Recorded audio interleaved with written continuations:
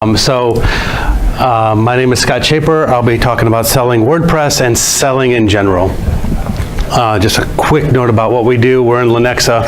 Unravel is a B2B SEO agency. We do that stuff. This is kind of our internal mission and brand. We don't go out to the market and say we do all that stuff. It's just how we drive ourselves internally. So today I'm going to move pretty quickly because I would like to open up some discussions after I'm done talking, but if you have something that strikes you, feel free to chime on in, raise your hand, or just yell. That's fine. We're going to talk about business and some entrepreneurship, and then selling, because I do a lot of it, and I think everybody does a lot of it. So I want to be, I have some sales tips, I have some sales psychology, I have how to talk about technology, how to talk about WordPress, when to bring it up and when not to bring it up. So quick dorky definition. I don't know why I kept this slide in here, but I did. But basically there's, business owners, there's freelancers, there's entrepreneurs, there's stockholders, there's shareholders. There's a lot of things that are business owner-y stuff. A business owner makes their living by extracting money from their client service efforts. That's what I do. That's how I get food on the table at my house. A business, so I have a little share. I have some shares of Starbucks, right? So I own that company. Doesn't mean I'm an entrepreneur. I didn't invent that company. So there is a difference between owning a company and owning a business. I think that's the distinction I'm making. Entrepreneurs actually founded their company, took an enormous amount of risk to do so by quitting their job and doing their thing. That's an entrepreneur in my opinion. If you're a freelancer and that is your side hustle, but you're making your main money on the side, then you're not a small business owner, you're a freelancer, and that's fine. And I would suggest that if you're a freelancer and you don't have another source of income, you're probably a business owner. So I'm talking directly to owners and sellers of WordPress. So we kind of all heard, it was funny, Pippin's talking, and I was like, I'm going to talk about a lot of those challenges really quickly. But business problems are stuff or issues that we deal with all day long, stuff like that. And I think pretty much Pippin covered all that stuff. Yeah, sales, we're going to talk a lot about that. Employees, payroll, taxation, forms filing, workers' comp. I mean, this is like 7 things out of 1,000, right, that we have to deal with all day long. Why do I bring this up? Because you're in the same boat as the people you're visiting and selling to. They're dealing with the same problems that you are dealing with. They're dealing with them right now. They're dealing with them tonight. They're dreaming about them. They're waking up, a cup of coffee. That's all they think about. Same with you, right? Just so happens when you're in a one-to-one meeting with one of those, you might be focused on the sales aspect at that point. I say that because since you guys share the same problems, it gives you a unique perspective on what they're dealing with. It gives you a lot of connectedness to them. So I think when it comes to selling, there's this me against them. There's my tail between my legs, and there's this fear about, will you buy from me? Am I good enough to get you to trust me to write me a big check? All those things. And we lose focus on the fact that what they were doing 5 minutes before the meeting was probably what you were doing half hour before the meeting. You're doing the exact same things, worrying about your business, growing it, on and on and on. And what that means is, I like this. I have a frozen food manufacturer in St. Louis we work with, and I was expecting a payment one time. It didn't come when I expected it, which is always now. And so I asked him about it. He's like, this is a $4 million company. I'm not a $4 million company. This person is. His company is $4 million. And he said something very interesting. He's like, I'm going to get that to you on Monday because I got payroll right now. And I'm like, when's this? Yeah, I'm doing payroll right now myself, right? The only difference is a 0, which means there's 0 difference, right? It's just extra scale. So his payroll problems are the exact same payroll problems I have, just with a different number of people to do it. So it's the exact same problem. He's trying to figure out how to file his quarterly taxes, on and on and on. We file the same forms. Just kind of like putting we all put on our pants one leg at a time. We still all file a 1040. I don't care how rich you are or how poor you are. Everybody's got to file that same form. So just keep that in mind.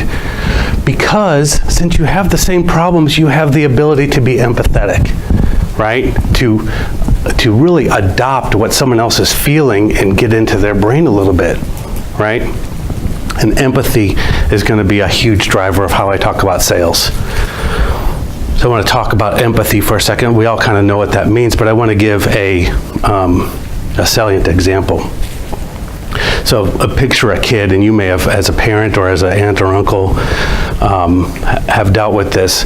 A child who's 3 or 4, they're holding onto a balloon. This is the best day of their life.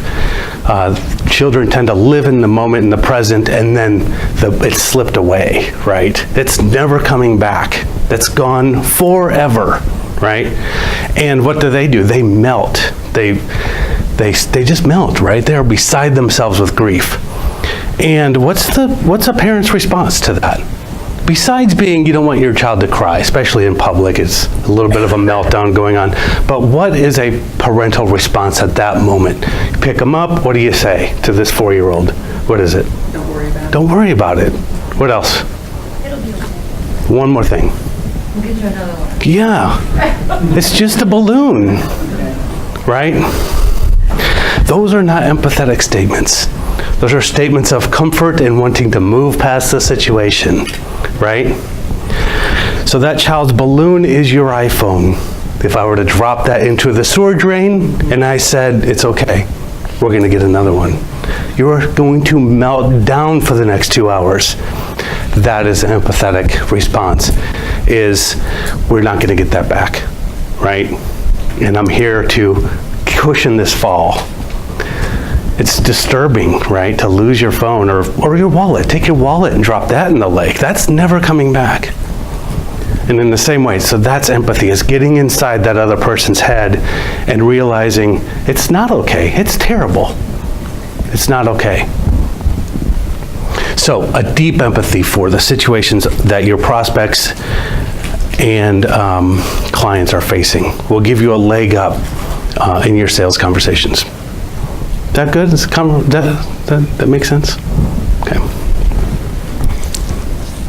So if you're currently not using that as a mindset now, and then you do start to shift toward that empathetic mindset in your future conversations, it will be different, I promise.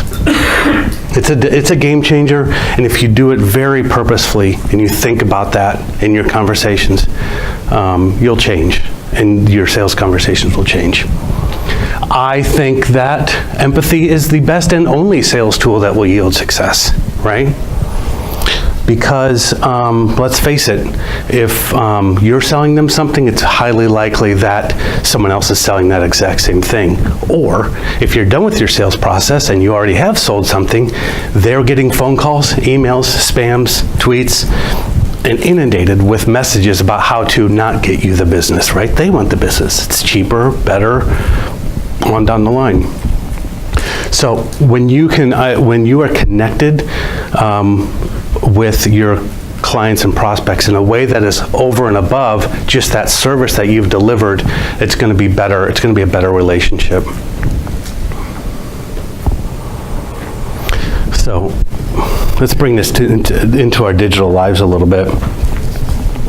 How many people have ever developed a website or assumed control of a website and decided, I better look at this on my Android device, I better look at this on my iPhone, and then you look at it, you twist it sideways, who's done that?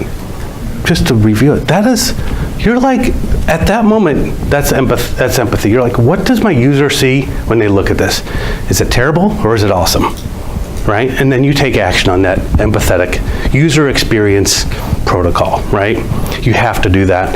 So I would challenge that everything you do for your client is a user experience, okay? So we are all already in the business of user experience. I'm saying move that user experience empathy across the entire chain of interaction with your clients, your prospects, their employees, the admin accounts, everywhere. Don't just start at the user, the end user. Also expand your definition of the user. So when I talk about users with my clients, I always talk about 3 users, because as a web developer and as a deliverer of marketing services, I have to care for 3 distinct users. Number 1 is the client sitting in front of me. If they're not happy, I won't get paid. That person has to be happy. They are a user, okay? If their users aren't happy, which are the prospects looking for their business, if they're not cared for, they're leaving the site, back to the first user, they're not happy. So I have to care for both of those user experiences. Any idea what I'm going to say for number 3? Google. Google is the number 1 visitor of the site, especially early on. If you do not play by Google's rules more often than you don't, Google is not going to like you. Then the users won't find you. And then the first user is, again, the relationship's broken. The next call is, hey, we have WordPress services. And they're like, great, because everything's broken on the other side. That's how I get clients, people complaining about the previous user experience. They're not framing it in that way, but I know that's what's happening. Does that make sense? Empathy will help you look at your user experiences differently. Okay, so go back a second. So I'm kind of have this, I've been going back and forth. So there's selling at the top. So going back into selling. So I'm going to go into a sales process and I'm going to go into some sales tips. The first thing, you sit down at the desk of your prospect, and your first job and your only job during that meeting is to seek to understand, not prescribe. You can't prescribe right now. You're in understanding mode. And I always use the doctor frame. It's the doctor frame of mind. So let's talk about the doctor for a second. You have a problem. Let's put you into the client's shoes. And so I'm the patient, is the analogy. I invite myself and I go and I make an appointment. Go into the doctor's office. I sit there and wait. My knee hurts. And the doctor comes in, introduces himself, and says, what's going on, right? What's gone wrong? And you say, my knee hurts. And he pulls out a knee pill and an invoice and says, pay half of this and then eat this. And then he backs away and walks out. And you're like, what just happened here? Well, he already assumed that I needed this weird knee pill, right? No, that never happens like that, right? The doctor instead says, knee hurts. That is not the problem. I need to know what happened. How has it always hurt since you were born? No, it started like yesterday. What happened yesterday? I don't know. Well, was it hurting when you woke up? No. Well, I had a smoothie and then I went to the gym. Really? Tell me about the gym. What'd you do? Squats. Like with weights? That's when it started hurting? Okay, it's interesting. So, has it ever happened before? Yeah, like a year ago. What were you doing? Squats. Okay. You need not a knee pill, you need a knee brace and some Advil right now to soothe the pain. But there's a very simple example of that you must dig to figure out what happened. Why are they in pain? So the doctor frame is you exploring, right? And so this is very key because they have invited you to the office, right? You're in their living room. This is an intimate space for them. And they are essentially admitting we're at our ceiling of complexity. We used to do it ourselves, now it's broke. We don't know how to do it anymore. We're plumbers, we plumb, right? We don't know the web anymore. My nephew did it, then we got a good one. Now it's too complex for me. So we've all been there, right? So they are essentially being very vulnerable. They're giving you that power right now to say, I need you guys. And at that moment, that you don't talk about WordPress, right? That's the knee pill. They don't need WordPress now, they need understanding. So keep asking questions, keep asking questions. So you're in doctor frame right now, you're a healer, and you have salve, you know you have salve for that pain. And so you're just gonna keep asking questions, taking notes. Does that make sense? Digging? This is natural, we do this, right? We do this pretty well, I think. So This goes to empathy and humanity, right? These are not just accounts, these are people with problems. If you can solve, you can earn their trust. That's what I find. We're going to talk about some ways to solve that helps this process along. So key is your frame of mind is empathetic already, but how do you view your role at that time is very key, because there's a number of different answers to this, right? You have the power, you're the techie guy, you can talk over their head, there's a lot of stuff they don't understand, there is a knowledge gap, you're good at what you do, and on and on and on. There's a lot of different roles.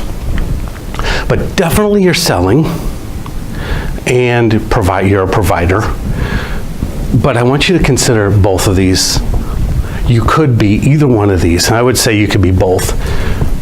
But I want to discuss the differences in the mindset around both these terms. Vendors sell stuff. I mean, you're a vendor. You vend. You're selling stuff, no doubt. Partners are solvers, I think. Partners are empathetic people who understand, like, I'm on this journey with you, and we're going to solve this. I'm going to help you. So a partnership, and I think a lot of us can use that language, right? Because we're like, we're not here just to sell you a website. We're here to build a long-term partnership. It's kind of cliche, and it's true. And that's the way it should be, honestly true, is you're there to help them solve. But think about it from their perspective. This is their perspective, right? A vendor will always send an invoice, and that's always going to be true even when we do come on board. But partners produce value. So you need them to know that and realize that there's value in this relationship. So much value that when they get that call, that next cold call from that SEO guy, they should say, Schaper's got our back. You couldn't possibly, no, we're good, right? You need to give them the words to do that. That's when you know you're producing value, is when they're eschewing the competition on your behalf.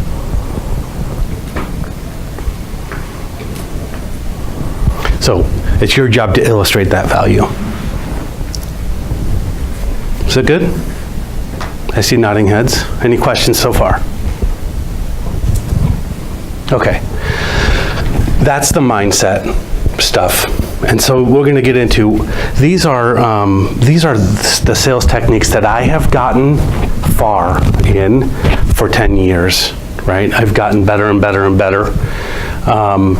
And so I'm going to share, I've been through some sales trainings, I've read a lot of sales books, I've tried a lot of sales, I've failed a lot of sales calls, I've dropped clients, I've done all sorts of bad things, right? All the failures of doing business, you know, we've collectively done them all, right? So hopefully you'll relate to some of these. So this is what has stuck with me. And if you identify with one of these, then in the Q&A session, just write that note down when I say it and just relay a quick story. That'd be great to share that story, because I know you guys have some. Has anyone heard this term? Monkey paw? Does anyone know what that is? It's a marine term. Nobody? A monkey paw is a rubber ball that's wrapped in rope, and it's a tool on a large ship. So you've seen pictures of a huge commercial marina, right, where it's container vessels. Those have to be tied up. Well, have you ever seen what those are tied up with? I mean, these chain links are as big as my wrist, right? How did they get the boat? How'd they get that giant rope or chain from the boat to the dock? It's enormous. The chain itself weighs tons. There's nobody hoisting that over the side. So they start with this rubber ball. It kind of looks like a monkey paw, but it's attached to a small rope, a long, very strong rope, and then that's tied to a bigger rope, and then that's eventually tied to the big rope. And they just toss that thing over the side, and someone's down there to catch it. If they miss it, they pull it back and they toss it again till they get it, and then they have a machine that eventually loops around and hoists that boat into place. That's a big boat, right? Okay, you got this visualization. How is it used here? This is a trust builder for me. Okay, so I'll give you an example. One of my very first clients, a nice lady, she came to me, she had a cute site, but she says, there's a link at the bottom. I don't encourage you to click it because it goes to a nasty porn site. And she's like, so I won't tell anybody. I like my last business cards, I didn't even put my website on there because I didn't want people going there. I was so embarrassed. And so she basically had a broken link, right? This lady's got a bleeding neck, right? It's like, I need a Band-Aid. So she's like, if you do this, she's like, by the way, I don't know how to log into my domain account. That was the old developer, he had it, he went out of business, he's gone, he let his domain expire, ABC Marketing. A porn company bought them thing, put a site, so now when you click it, it goes to the new content. So, and now she's like, she doesn't know how to get a hold of them, nor does she know how to get into her domain and just like shut it off. So she's like stuck.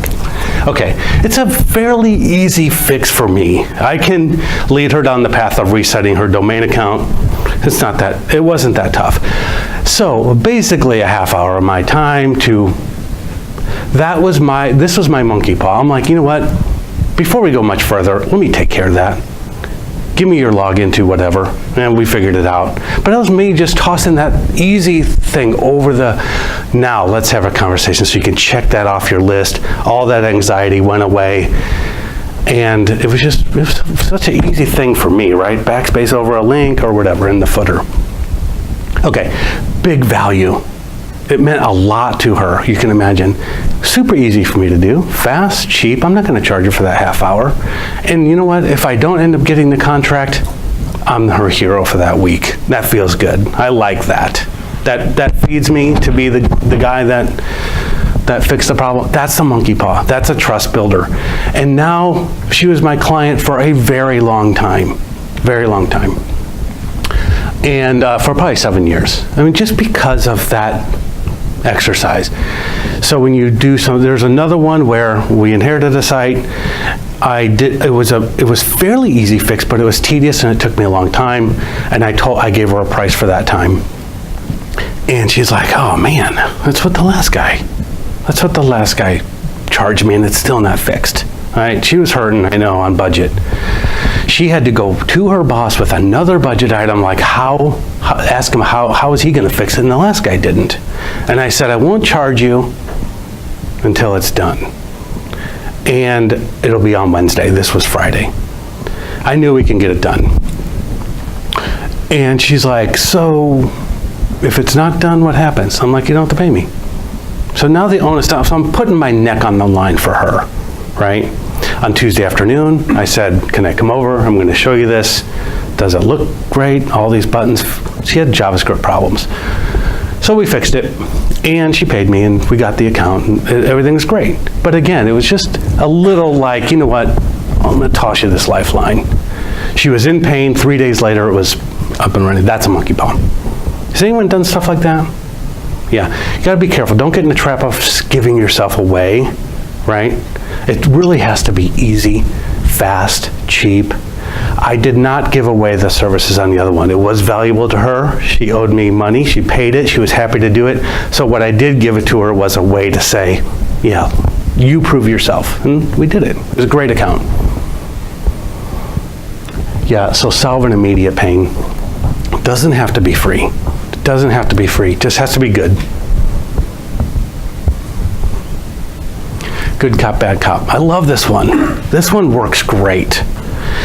Okay, this is all about pricing, right? A lot of us have pricing problems. I know you have pricing problems. What's a website cost? You're like, well, you see, with pet shops, and you're like, well, word salad, $1,600,000, right? You're just like, oh.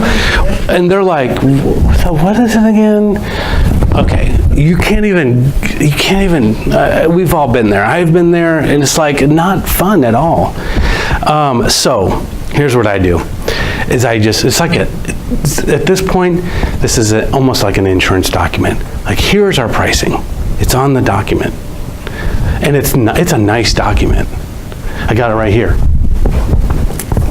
This document right here. It's very small and branded. It's cute. It's fun. There's a price at the top. everything they get. And there's some more stuff on the back. But I'm their friend. I'm there to solve. I'm on their team, I'm their partner, and I'm in prescription mode a little bit now. So I'm like, let me tell you, right? And I push this in between us, and I go down the list. And now she's like, okay, do you see what's going on now? This is the bad cop. I am on her side, right? So you can put I need to go back to my boss. If we were going to make that sort of change, I need to go back. So you can always put everything on the document, right? Use that psychological trick of making this the bad thing. It's like, I want to solve that for you. And so you be the solution provider, let the document provide the pricing. I've used that before, and it's way easier when it's on paper, because then they're like, well, would you take 3,000 off? Or you're like, that's not what the document says. They don't say that anymore, right? I lean on this document all the time. Ever since I started that approach, I've never gone off of it, and it is a miracle worker, because they're like, this is immutable, right? It's not penciled in. They're not like, let's scratch this out and sharpen the pencil, whatever. No, this is an immutable document. Not only that, but it allows me to own my pricing, own all my services, and promise everything on that page. So if they need a lower price, then I just say, cross off the things you don't want. And then they're like, oh, I see how that works, time, right? Sometimes it's easier when you're talking to like an attorney, where their time is paid for one-to-one. That's kind of like that's like our time, right? Sorry. So I use the good cop, bad cop. That is a sales technique that has worked for me. Is that enlightening? Yeah. Do you do it hourly? Is that? I do. Curious, just because the websites, understandably, they vary so much to the next. So I feel like, I feel like as a developer, it's been challenging for me to consider doing anything like a price sheet, because. Yeah, it's a tough one. I do hourly work. So what I do, this is a very tough conversation. I can have a whole pricing seminar, right? So what I do is I put things on there and I cap everything on there. So a website is this. A website is homedepot.com, right? That is not $6,000. That is $6 million, right? So when I say website, it means 6 million to 6,000 or 600.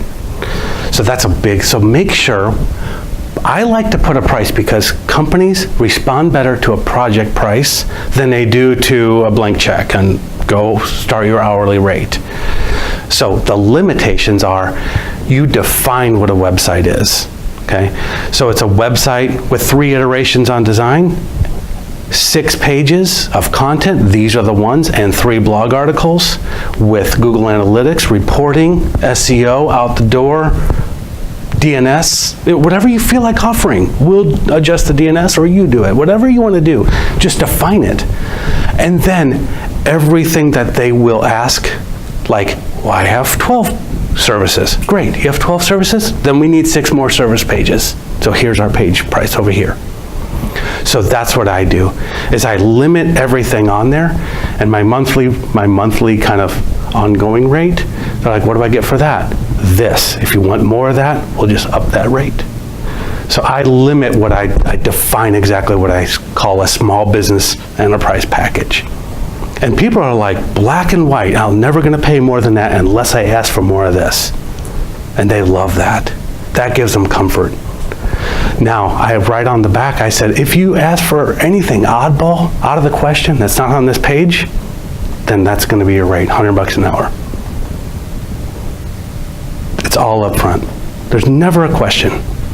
I don't even have a contract anymore, right? No contracts. I have an agreement. These are the things we'll do. This is the stuff you'll pay for. It's very simple. So, lean on that document. Yeah. Hey, something great to have a document is you don't get the surprise and the scope creep later on. Totally. Not on a document. I love scope creep. Scope creep is money. Let them scope away. Because I always say right off the bat, you will never get a bill that you didn't expect. And if you do not pay it, because I won't even, I just won't even do it to you. You do not have to pay a bill that you got that you didn't expect. And they're like, what? Like record scratching. You're always gonna get this bill. They pick their payment plan, right? You're gonna get these bills. And if it's different, it's because you asked for more scope. And so I just tell them, that's gonna be probably a couple extra hours, $200 tops. If it's less, then it'll be like 100. Yeah, great, do it. You're like, great, just $100. So scope creep is my friend, I don't mind it. It's a good question, same. Did I answer that? Huh? Did I? Mine? Yeah. Yeah, I mean, it's still something where it's like, it's harder for me to, I do a lot more development. Yeah. So I'm not calling the scope in any way, shape, or form. I'm executing the scope that's given to me. So I feel like price sheets are just challenging for me. I do flat rate, I do project rate. Yeah. But it's always based on, so I hate the number talk. I hate pricing talks. Yeah. Because a lot of times people won't have enough specifics to. True. Yeah, that's a challenge.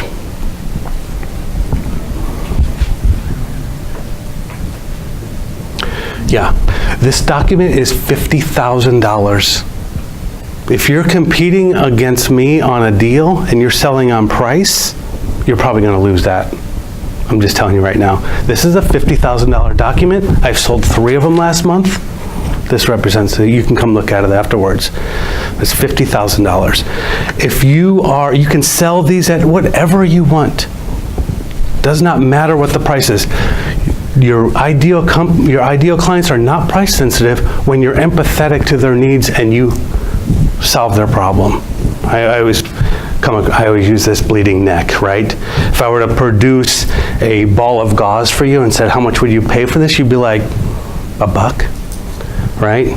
What if I tried to sell it to you for $50? You would be like, no. But if your neck was bleeding, I bet you'll pay more. That's what you're offering them, is you're gonna quell their pain forever. Or you should be. That's what I like doing. I'm very consultative. So I like to solve all their problems. And they're not price sensitive. When you get great service, you're not price sensitive, right? Starbucks, $4 cup of coffee. They're not selling, that cup of coffee is costs differently, but it's just they're selling something other than that coffee, for sure. Apple products, name Toyota products. You can name all those products that you pay a premium for. You're not price sensitive because you're getting something that is feeding you, solving your pain. That's clear. I used to sell these for a lot less. Also, you can change your window of your revenue. That is a 2-year window. I look at clients in very long term, right? They stay with me for a long time.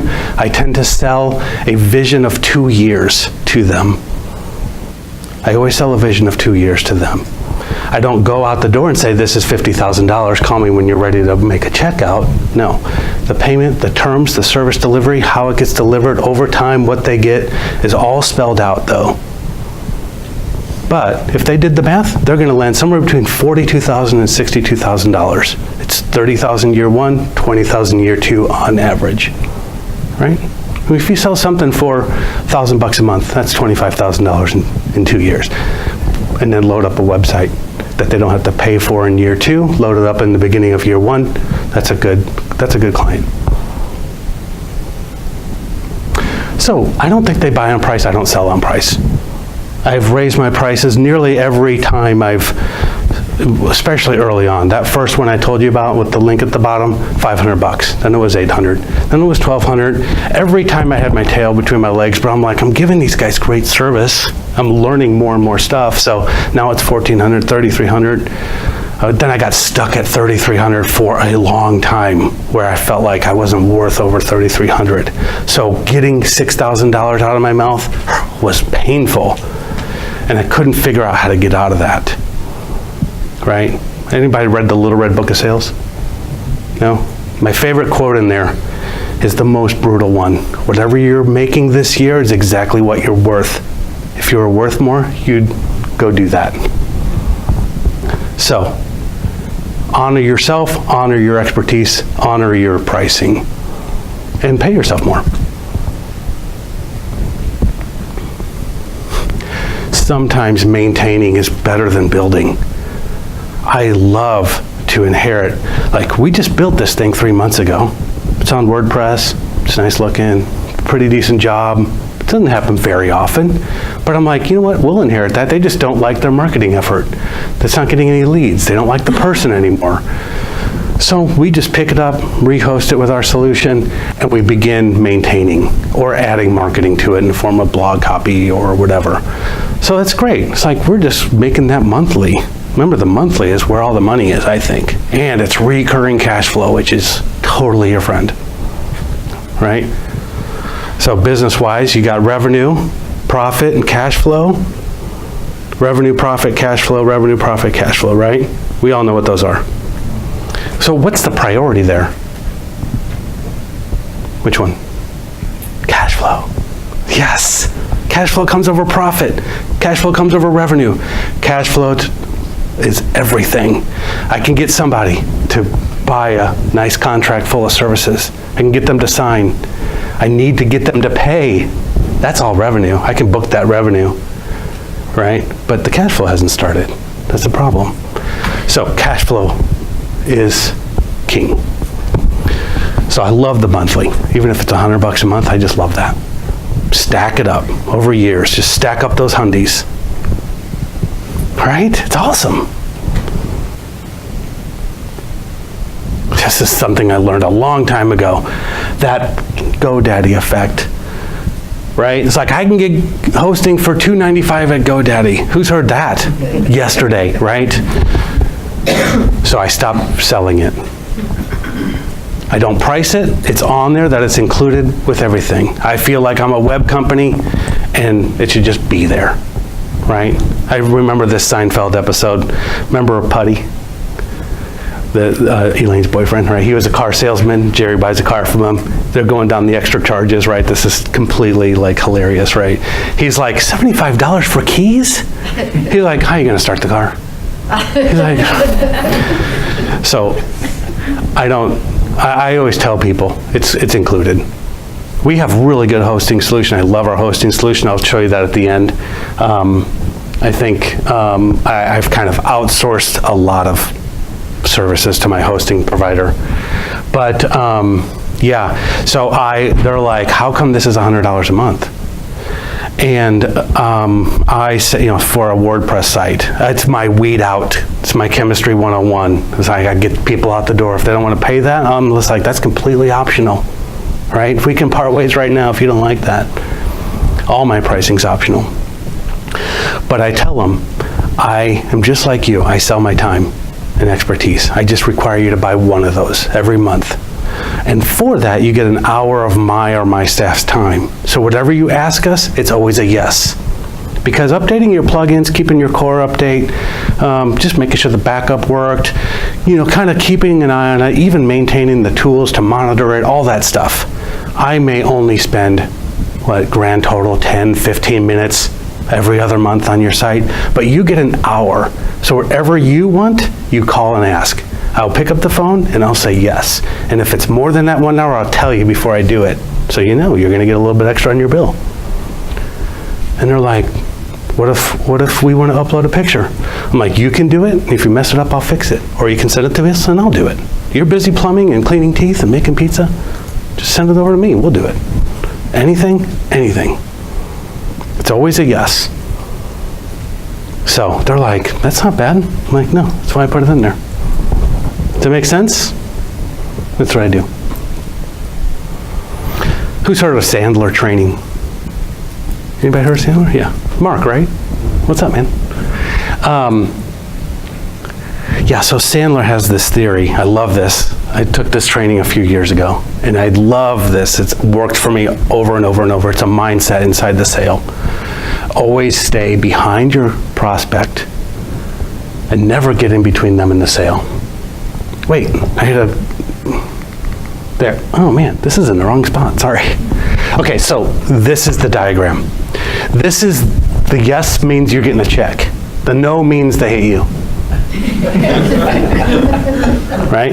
This is our lives, right? And they're like wishy-washy. We're like, this is great. We love you guys. We're like, oh, I'm at a funeral. I haven't talked to you for a few weeks. There's all these excuses, right? You're chasing them around. You're like, you have no idea where they are.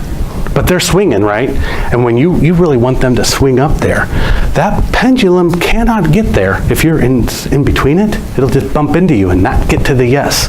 Do not get in this area. Wait, this area. Stay in this area.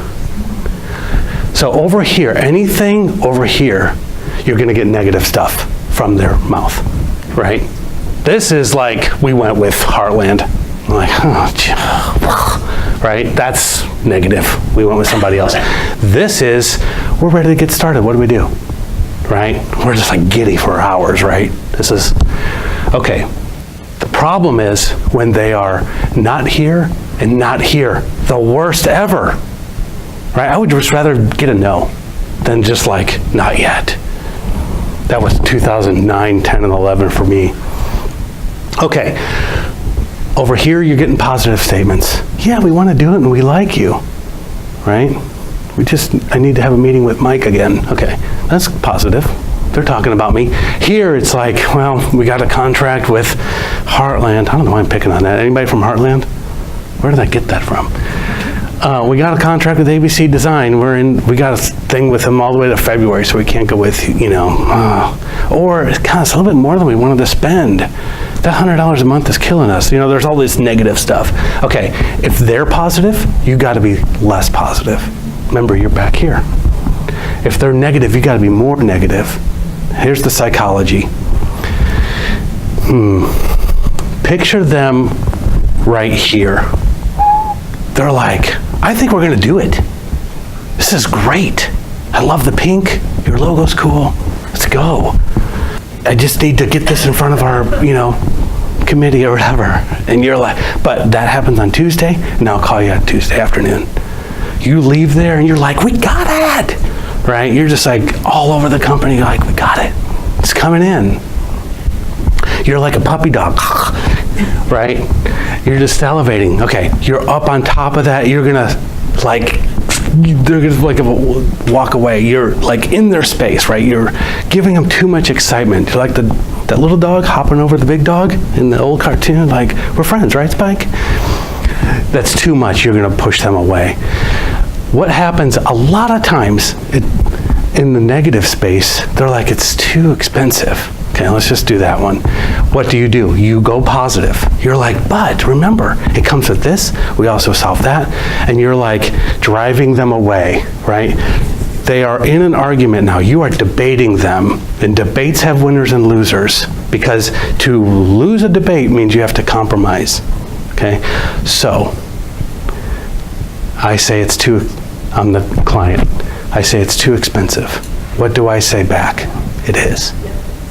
It's a little bit, we're not the cheapest. Just reinforce what they just said. We're not the cheapest. It is a lot of money to spend. Just agree with them and get a little bit more negative. Yeah, it's a lot. I get that. What questions do you have? So, or, God, we really love Rob over at Heartland. I know, there's for good reason. I know the guy, he's been doing it a long time. He knows exactly what he's doing. You need a good reason to leave him. And then they're like, yeah, right? And they come right up to you with questions. So you gotta edge them down a little bit. Oh, I know where I got Heartland. I'm talking to head and neck surgery of Kansas City 2 days ago. And I bring in my big proposal. Heartland is half price. Okay, how did I figure that out? My prospect told me. That is a clear buy signal, right? They like me enough and trust me to tell me what the other guy did. There was something repelling enough that he didn't buy on the spot with them. So now, if you're careful, like Heartland didn't have a chance now, because I'm like, I told him right when he was done with that sentence, I will not lower my price. I can't do that, right? I showed him a hard line of integrity there. But I want to hear what was compelling about their offer? Well, one thing is yours says 10 pages. Theirs says unlimited. Like, that is good. That is good. Question, if you gave them 60 new pages, would they write them all for you and post them for no charge? I don't know. I don't think so. I'm like, what about 1,000? Because that's far less than unlimited. 1,000 written pages? I think what they mean is 1,000 blank pages. Because I have a clone button that will make pages, and I'll give you unlimited. But we're not going to write them. They're expecting you to spoon feed them copy. They'll post them for you. So it's an unlimited amount of postings on your behalf. So doesn't that seem a little tricky of them to say that?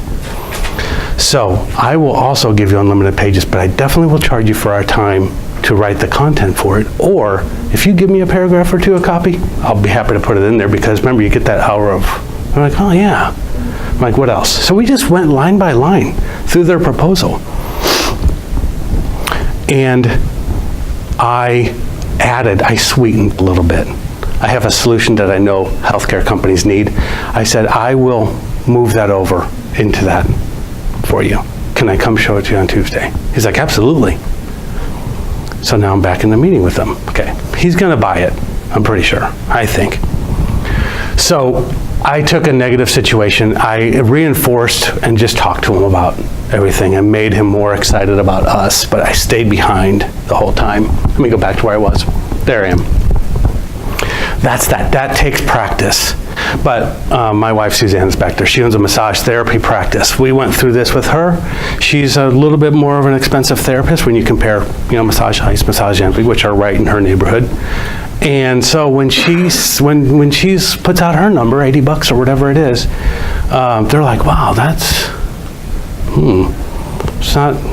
not cheap. And her response is, yeah, I know, it's not. We're a little bit different. Tell me how. Right? You just drew them in. Does it work? Oh, yeah. It works. It works.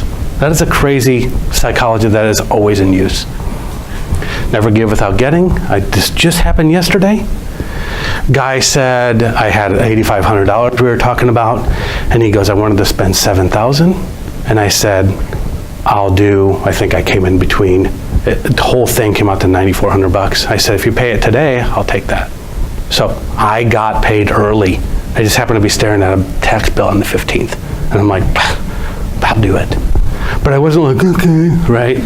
I'm like, this is respect. This is a business owner who is, in his life, is a contract negotiator. So I don't like to be mushy, right? I'm not just gonna fall over.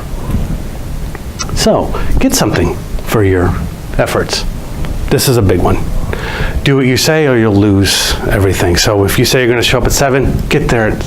I'd rather apologize. Sorry, I'm a few minutes early. Take your time, right? So when it's a call at 6:30, just be ready to hit the button at 6:30 so their phone rings. Already did that.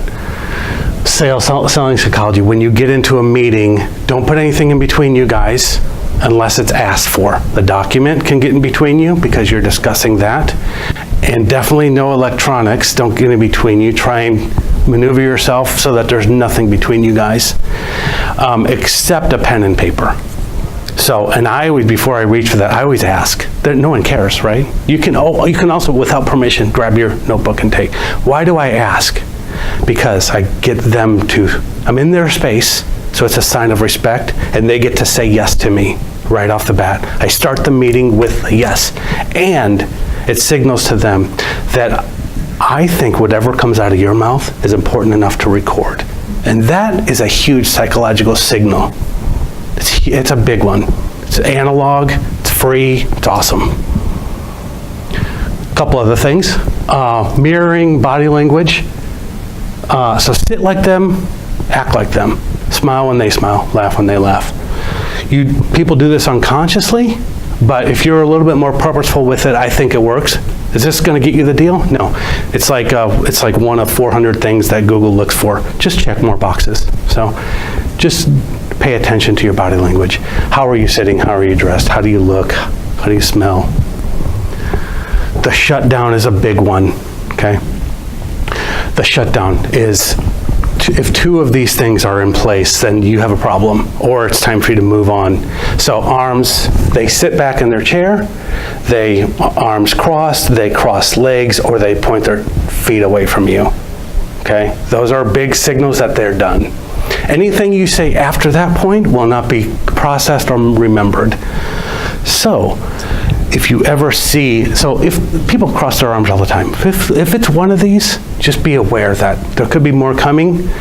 If ever I see arms crossed, I immediately relax in my chair. I get away from them physically because they are pushing me away, okay? That's a push away without being physical. So I always go back. I produce a little bit more comfort and I get ready if there's another signal coming. And then I'm like, look, I think we're about at 45 minutes. How would you like this? What's the next step? So I just start ending things. A lot of times you will walk into the conversation with arms crossed and you have to disarm a little bit because they're not shutting down. They're just like, here comes a vendor, right? So you ask them questions about their company, right? Ask them stupid questions because people love to talk about themselves, right? What did you mean by lien waiver? I don't get that process. And they're like, oh, that's when an electrical contract, then they're just like talking, right? And you're like, lien waiver is interesting. Don't chase. Give a proposal, walk out the door, follow up once. That's it, no chasing. Meetings. Start with a contract, end with a meeting. Okay, this is so bizarre for people to look at, but it's true. Here's the contract when you sit down.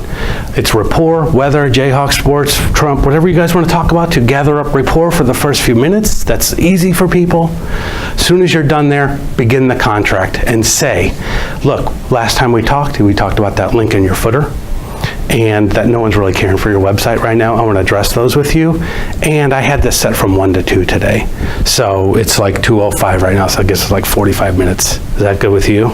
Yes. Boom, that's a contract. At the end, it's like, okay, we're wrapping up, whatever. You say, where would you like to go next? Well, I got to meet with John. Okay, normally what I do is I follow up with an email or a phone call, but I don't want to do that until you have to have that meeting. So should I call you on Thursday? I don't know, I'm pretty busy on Thursday. Or you can call me. Yeah, that'd be great, you can call me. And then get out your calendar. Get out your electronic device, you're in business mode now. And put that on, just like, what do you say about 9:30? Yeah, I can do that. Okay, you'll call me at 9, and I can use this email. Just do it right there.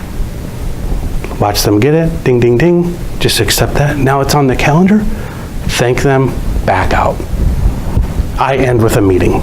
What do we do next? If you walk out without, then you're like, now what do I do? Call them back? Start the chasing process, don't chase. So I always do a quick reminder day before, hey, I'll be out there at 9, or I'll call you at 9 tomorrow, whatever. I always confirm. But start with the contract, end with a meeting. That's a good sales technique. The bridge, real quick, I'm going to get through this. The bridge is how you deliver services. They're over here on this side of the chasm. Life sucks. Everything you have is the salve. Life is great over here. They do not care about the middle. I don't bring it up. If they're like, how are you going to do all this? I'm like, we're a WordPress shop. Oh, I've heard of that. Great. That's how we do it. I don't bring it up. I don't bring up my bridge, JavaScript, all that stuff. This is the bridge. Yeah. We have the boat over here. Don't describe the water. They don't care. Address these fears. Be empathetic to these things. There's a lot of them that they have. You can come up with 1 million. That's what I said at the beginning. Scooping. We've gotten these like, I'll just do it for 1,000. And then they're just terrible for years. If you go to that URL, you can download this in PDF format. WP Engine is our host. We like them. They like us. If you go there, you can get 20% off a new contract. It's kind of nice. I kind of like them. They're kind of like Flywheel, other like deep service providers for WordPress. Our 2018 service catalog is, do I have one of them? They look like this. We give a service catalog instead of a brochure. These are expensive, but they last forever. I go back months, and it's still sitting on their credenza. I tell them to refer to it all the time. I'm like, go over to the analytics side and see what we do. This lasts a long time. People do not throw this away. Maybe they do, but anyway, I have a bunch of them at the back table. Pick that up. There's a card in there too. I always put a card right at the front, so they have an extra one. So when we go through my contract, I open up the book and I just show them how to use the booklet to look up everything on the contract. Questions or stories? What weight is your business card? That's big. Like 150 pound or something? It is a thick business card. This is the Lux paper from Moo. Yeah, I noticed it's in the book. So Yeah. I was wondering what weight it is. I don't know. It's people commenting all the time. So if I can get people talking about my stuff, that's awesome. Anybody else? What works? Has anyone tried this stuff before? Did you get any? Yeah. I'm just actually curious, how big is your company and do you do all your content writing in-house? So we have 4 people in our Lenexa office. One is a content coordinator, one is my web and graphic designer. I have a coder in St. Louis who handles some app work for us, and we have 6 contractors that have been with us for a long time. They write most of our content. Thank you. Everything is systemized, processized in our company, so we have a process for everything. And so how much time do you spend, do you do any technology currently? And if so, how much time do you actually spend to making the sales? Me personally? Yeah. So, yeah, I have direction and vision for each client because I've sat down with them and had the most contact with them. So I maintain client contact. I'm the client face. I deliver that vision to my producers, my web and graphic designer, and my content coordinator. They actually build everything up. We write every word because I've been in the traps like, website's ready, give me your content. Right? Crickets. They don't know how to write, they don't want to write. So I don't let them write. And I just don't guarantee my efforts if they write it because I know it's not going to work. What else? Is this valuable? Did you guys glean a couple tips off here? Thank you so much. Cool. All right. That's it. Pick up a booklet on the way out.